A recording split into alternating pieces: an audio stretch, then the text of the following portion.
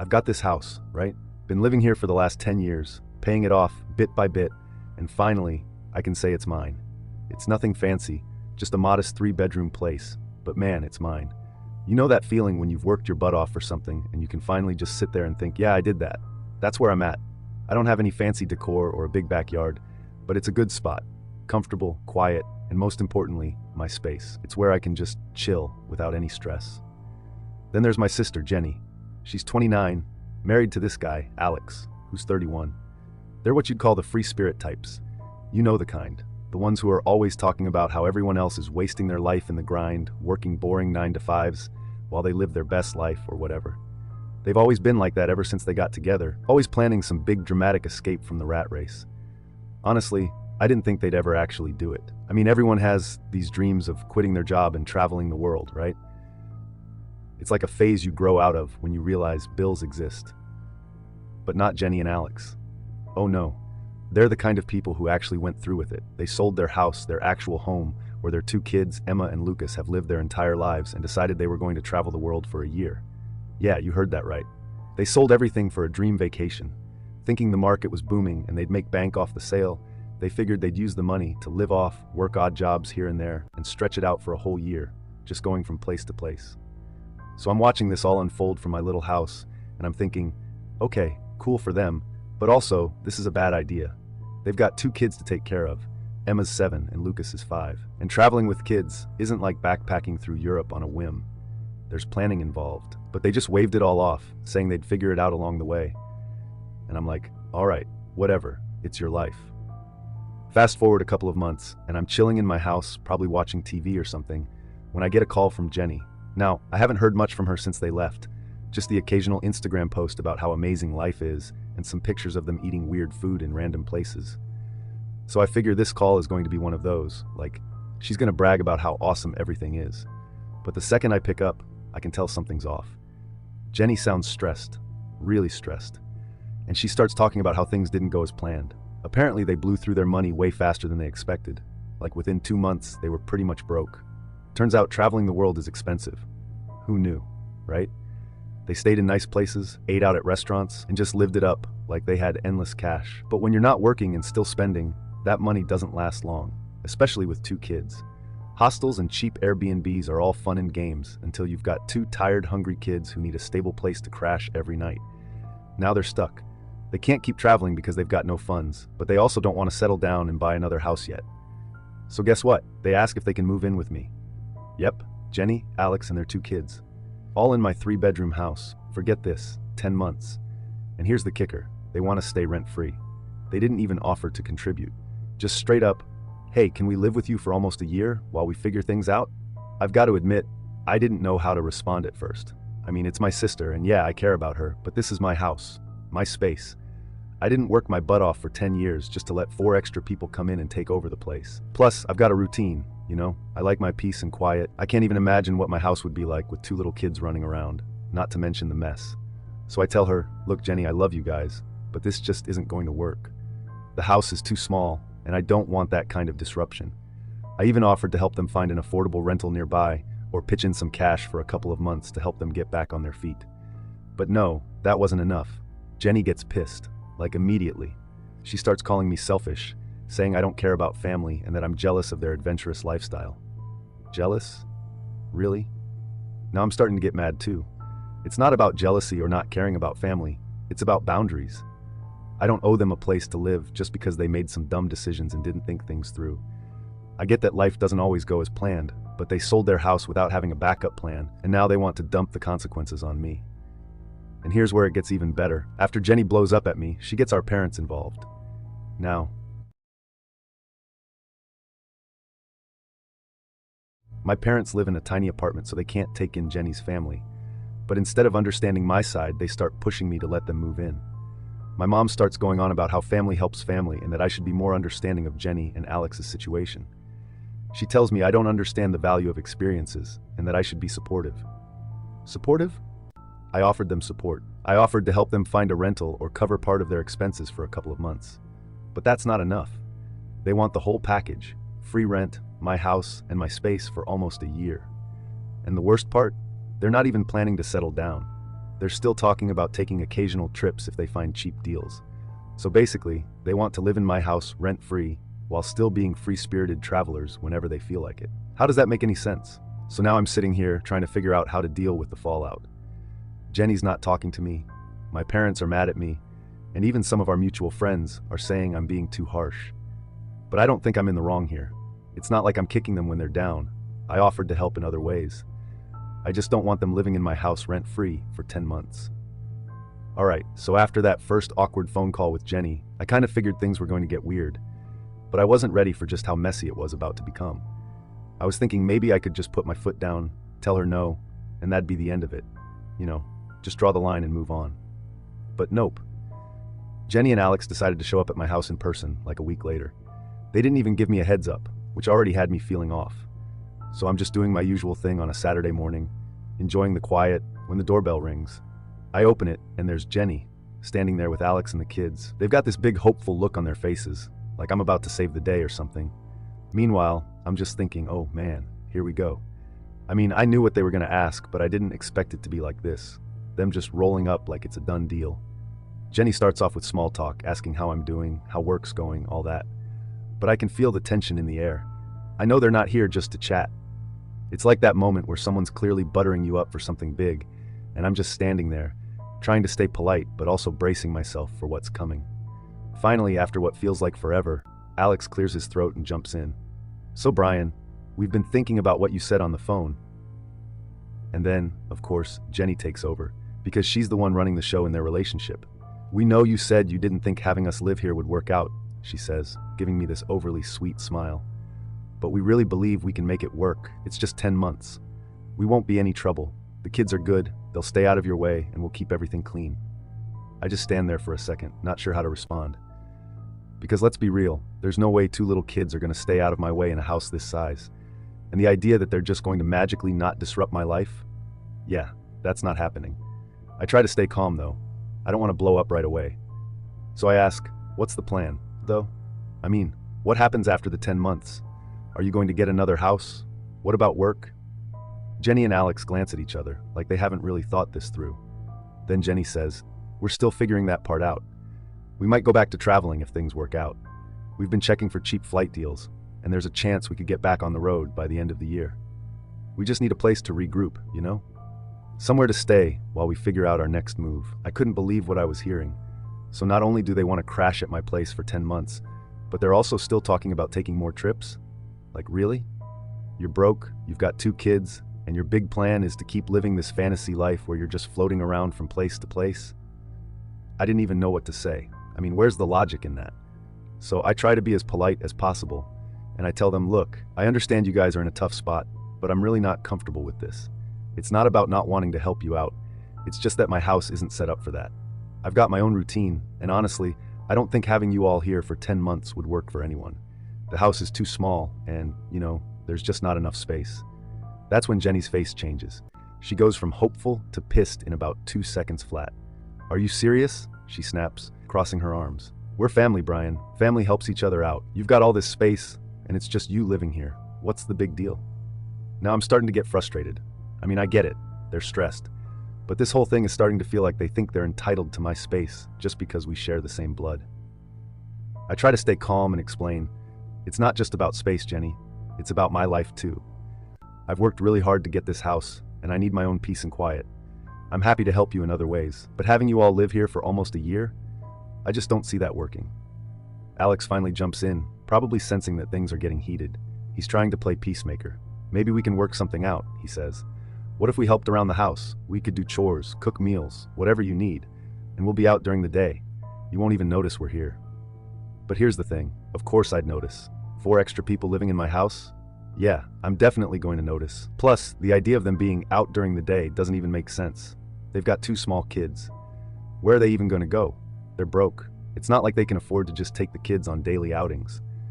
I shake my head and say, I appreciate the offer, but no. I just can't do it. Sorry. And that's when Jenny loses it. She starts ranting about how I've always been stingy, how I don't understand what it means to really live.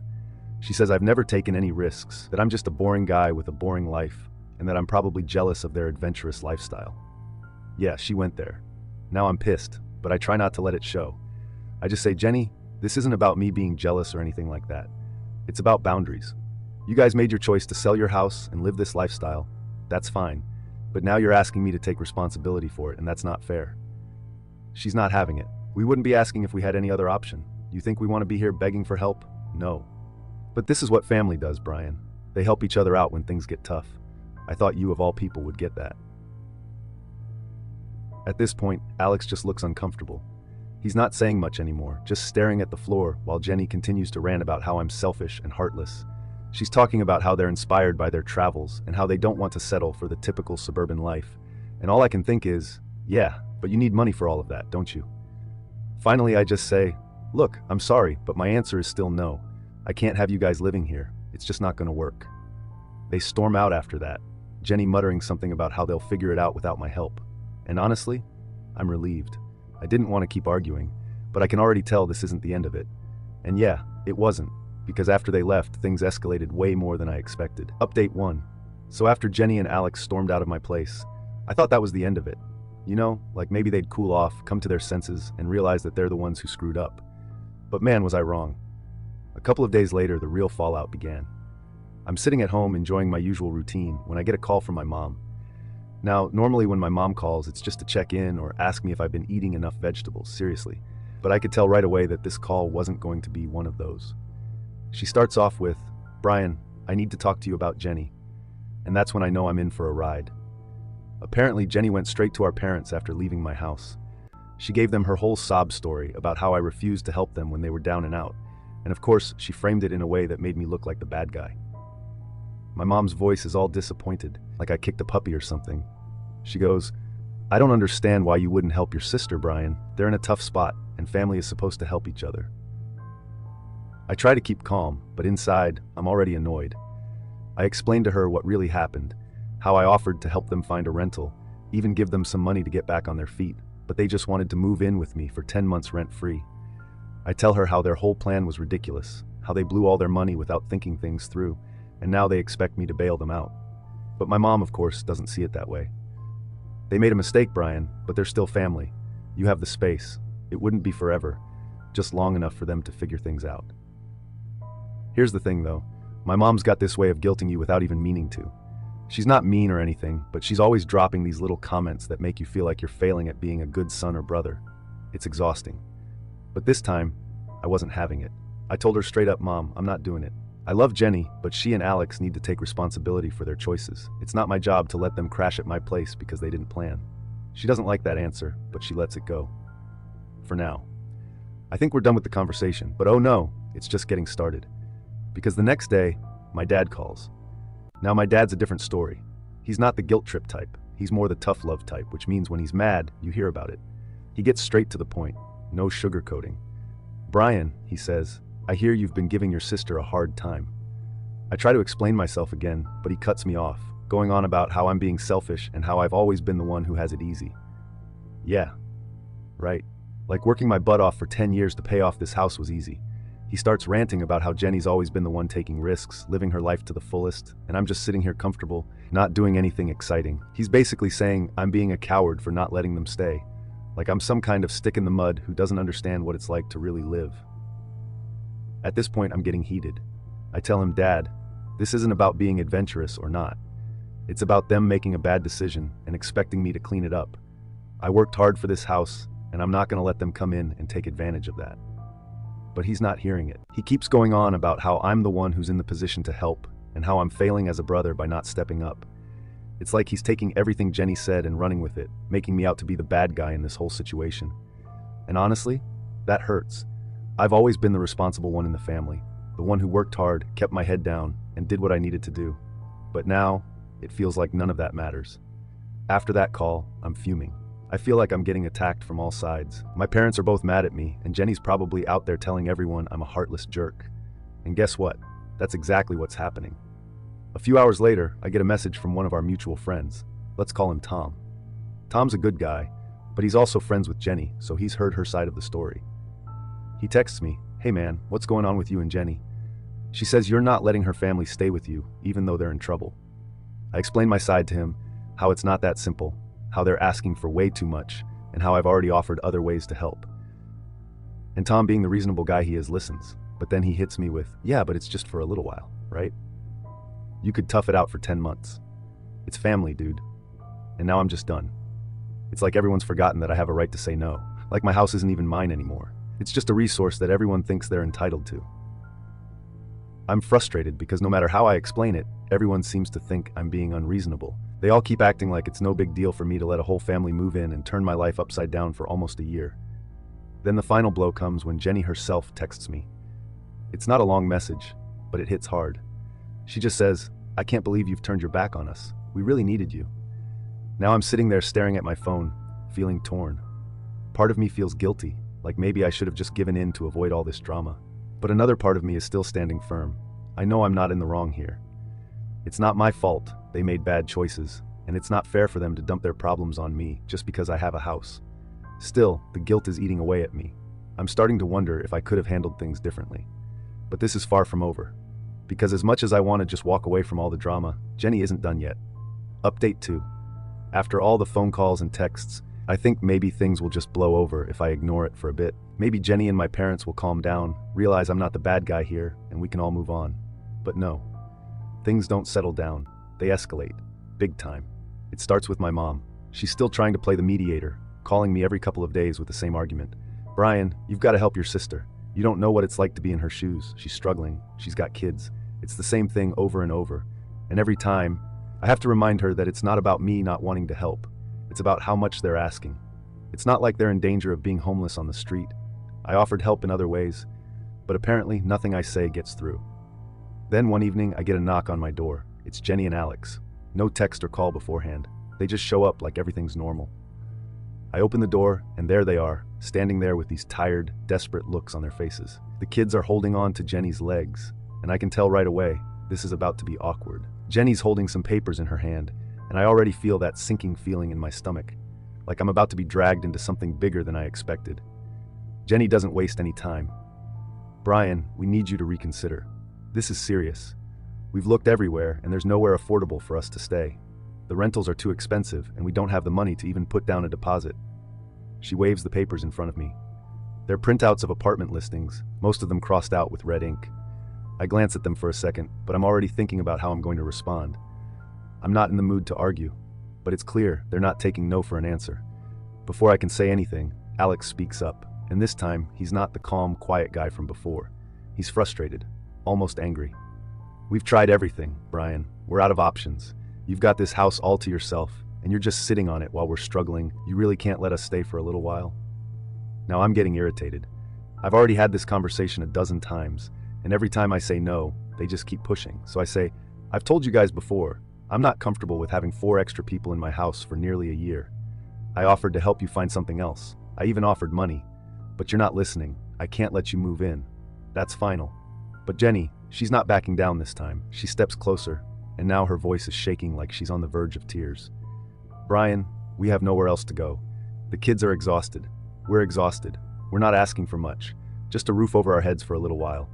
We'll pay you back when we get back on our feet. Please. You're our last hope." I look at the kids, Emma and Lucas, and they're just standing there looking confused. They probably don't understand what's going on, and honestly, that makes me feel like crap. It's not their fault, their parents made bad choices, but I can't let that guilt trip me into making a decision I'm going to regret. I've got to stand firm, or else this whole situation is going to turn my life upside down. So I take a deep breath and say, "I'm sorry, but I can't. I know it's hard, but this isn't the answer. You need to find another solution."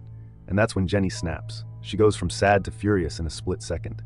"You're unbelievable," she yells, she voice echoing in the hallway. "You're just sitting here, living comfortably, while your own family is suffering.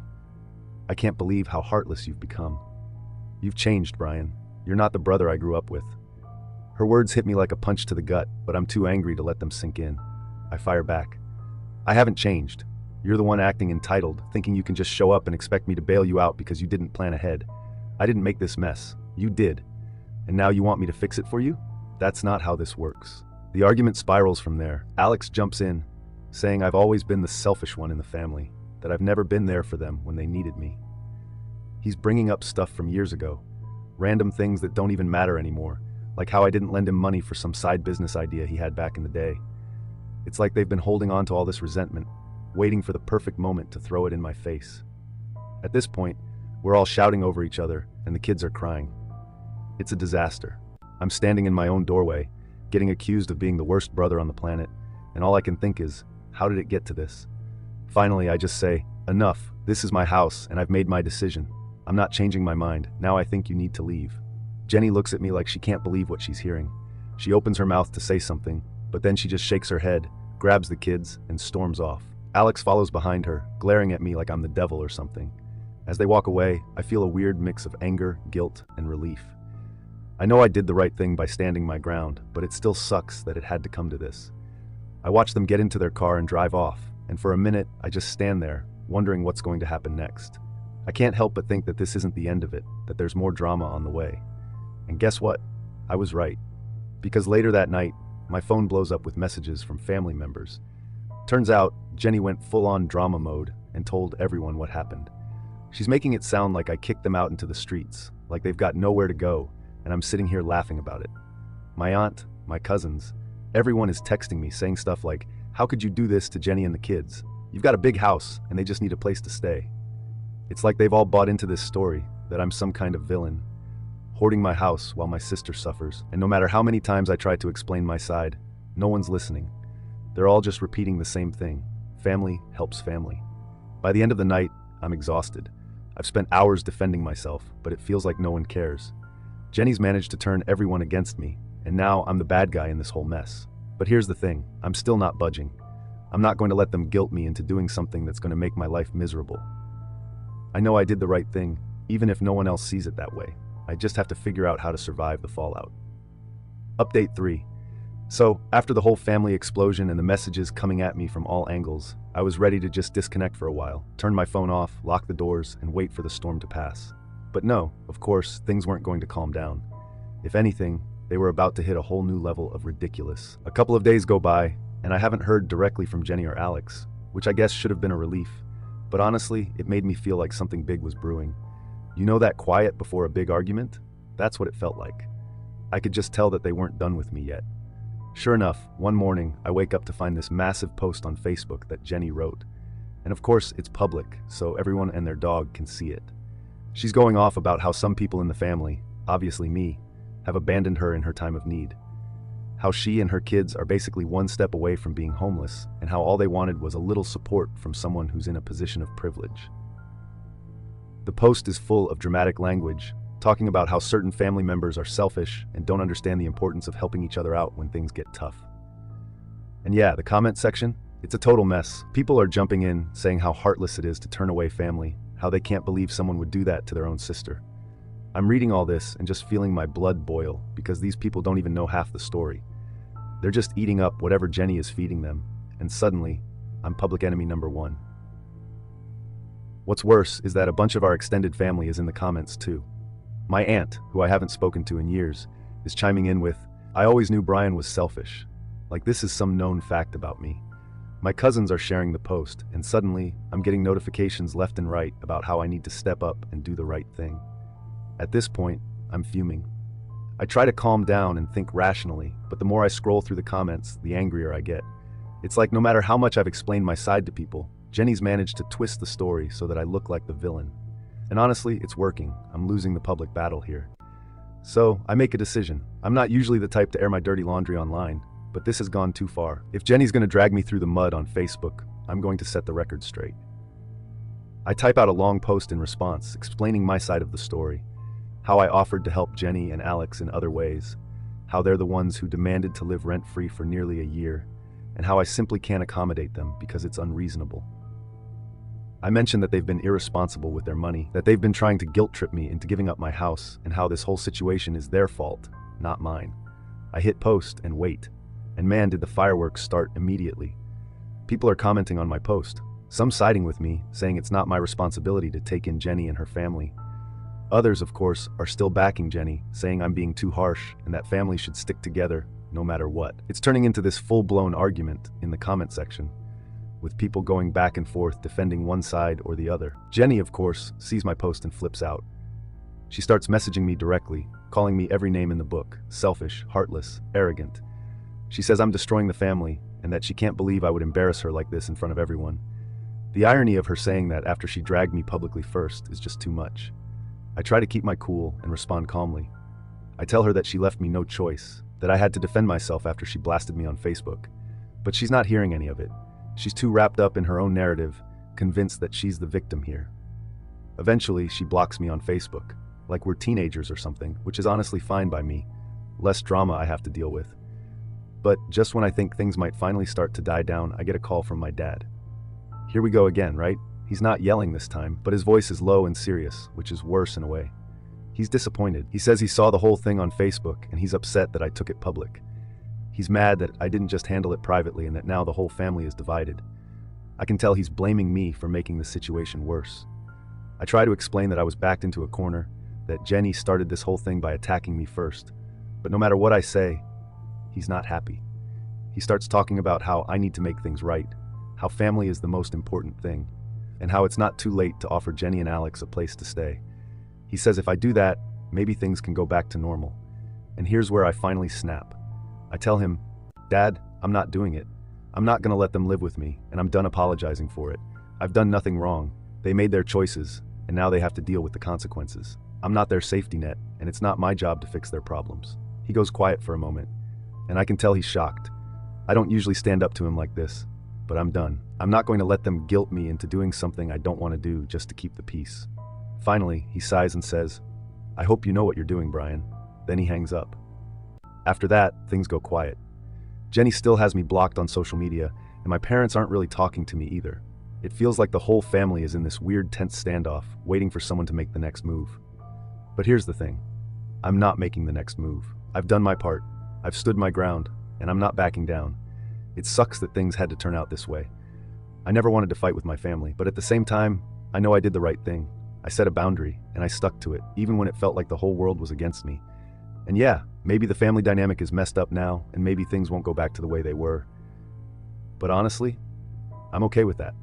Because at least I know I'm living on my own terms, in my own house, without anyone trying to guilt me into giving that up. And that, for me, is worth all the drama in the world.